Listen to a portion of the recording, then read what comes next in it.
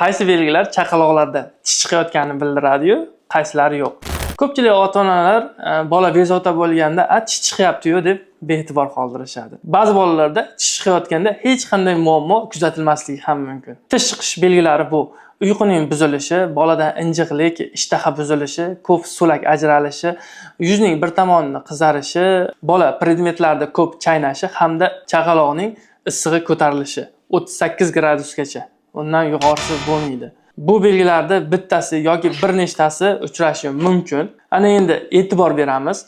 Quyida sanayotgan belgilarim tish chiqish belgilari emas. Issig'ning 38 dan yuqori chiqishi, qaltiroq bo'lishi, ich ketishi, qayt qilishi va tanadagi toshmalar.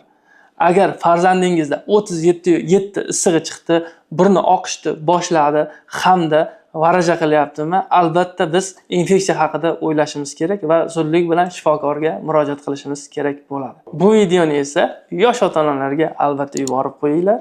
Biz sahifamizga obuna bo'ling, sog'lig'ingiz uchun eng kerakli ma'lumotlar berib borishga harakat qilamiz.